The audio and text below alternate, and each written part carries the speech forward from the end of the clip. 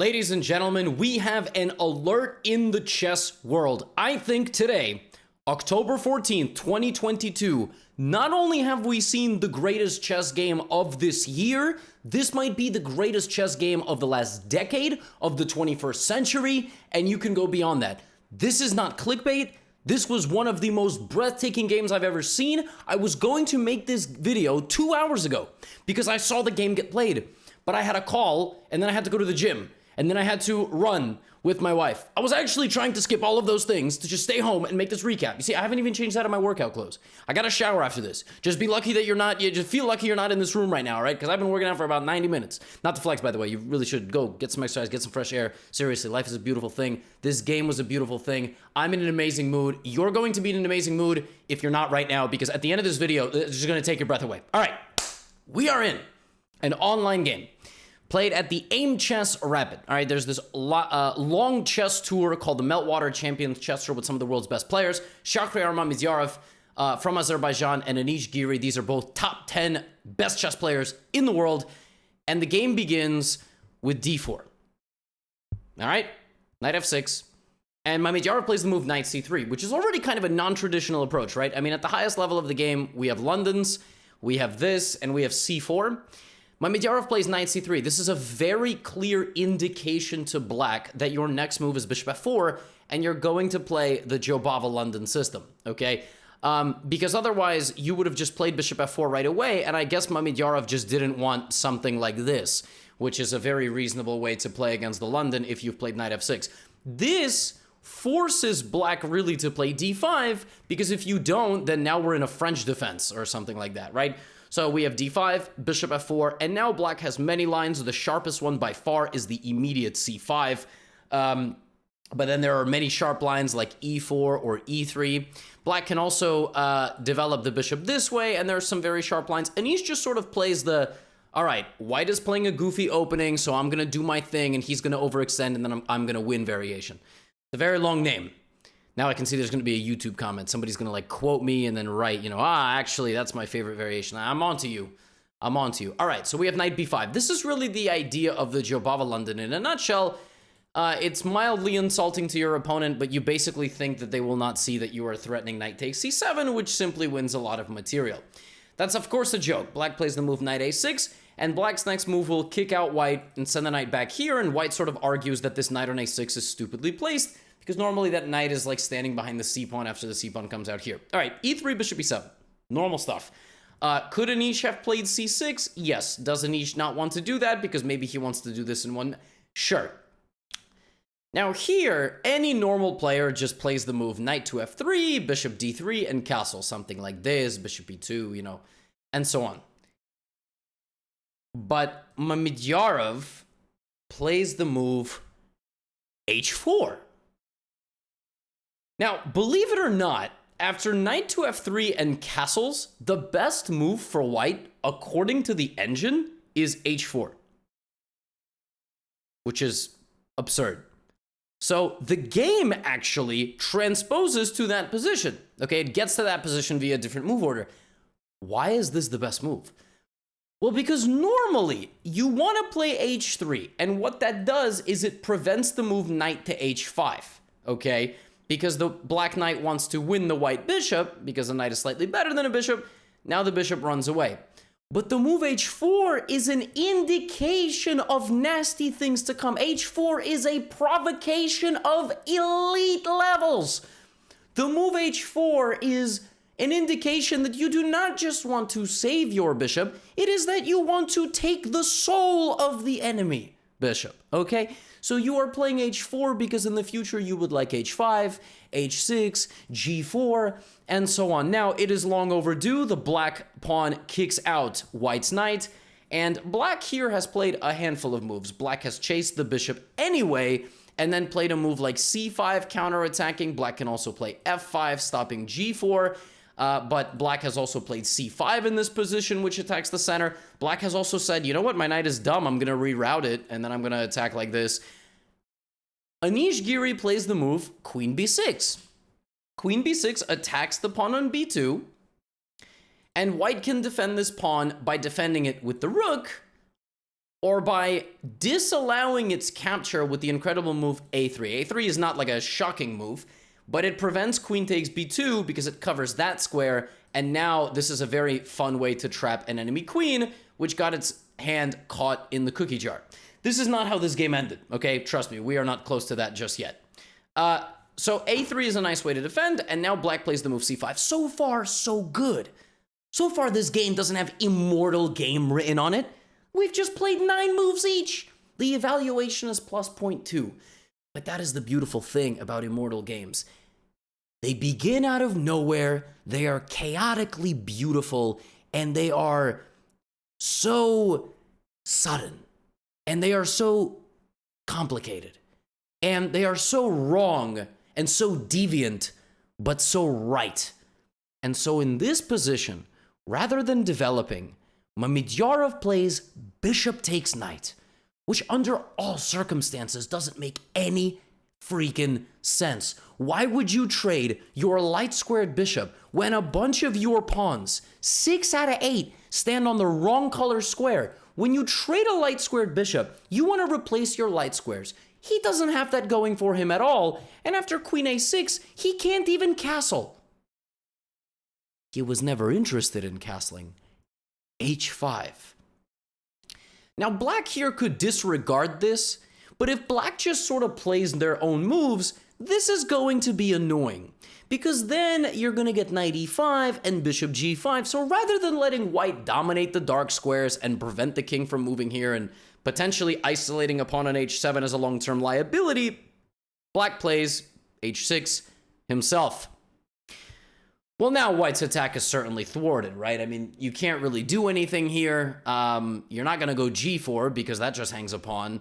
Maybe you're going to go rook g1, but that might blunder this. So yeah, Anisha's done a pretty good job dealing with this position, which is why in this position, Mamedyarov played g4! Oh, this is crazy. So Mamedyarov wants g5. And just to show you how dangerous that can get, look how quickly the eval goes to white. h6 is on the way. The king's defenses are being completely stripped and thrown out the window. So instead of that, Anisha's like, wait, well, I can't allow that, right? Like, maybe I can take on d4. Maybe I can play knight e4 or something to cover g5. But then g5 is going to come anyway. And then I'm going to take the knight and then take the pawn and then push h6. So Anish says, you know what? I don't believe you. I'm going to take the pawn. Yes, you can attack me, but I'm defending myself. You can't even take my knight. And you can't even attack me with the f-pawn ever, like if you go here and here, because bishop h4 is a haymaker to your king. You got nothing. Knight e5. All right. Now, of course, Anish is no slouch, okay? He's not just going to take this knight and allow the attack to get very powerful. So when the knight arrives on e5, he's like, well, I don't really want to go back because knight g6 is the thing. So first, I'm going to chop down white's center.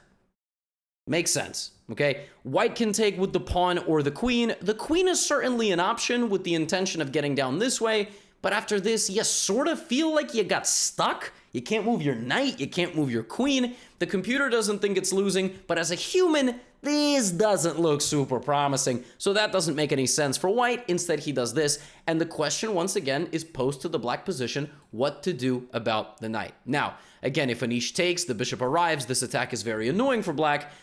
Even de5 restricting the bishop is good. The best move here, according to the computer, is for black to play queen to b6.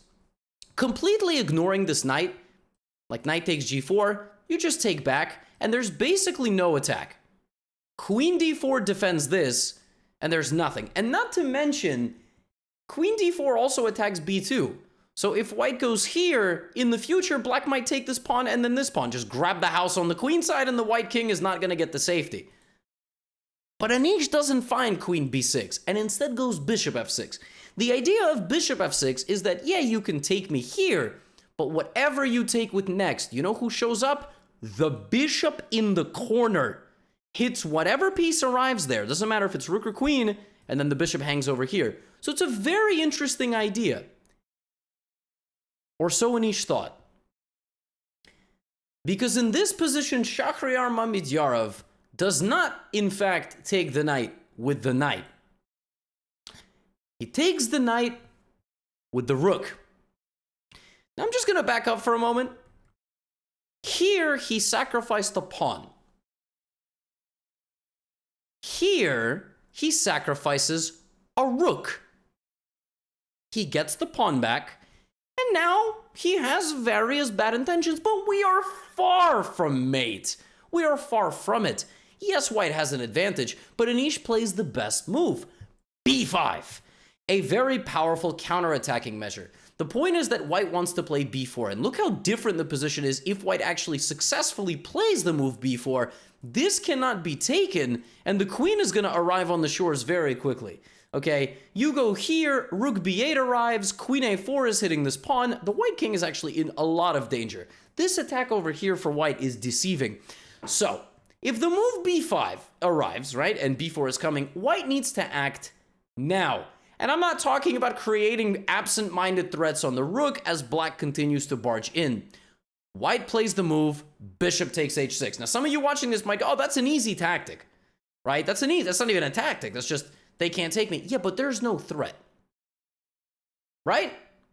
This is not under any danger. This is well defended, and black actually makes sure of that by playing the move queen to b7. So queen b7 reactivates the idea of b4 now, just in a slightly different way. Black also would like to play a5 followed by b4, so that's what black does, and black guards this pawn. Okay, black's position is maybe slightly worse, but white has some sort of attack, but it's anything from clear, right? Now, how does white get more pieces activated? Well, simple, long castle. This is not the world's most complicated move. The king is now in safety. The rook is going to arrive over on these shores very soon. Anish Giri here has a choice, okay? He can attack with his pawns. He can remove this knight from the game entirely, so one attacker dies. Or he can do this, rook to b8.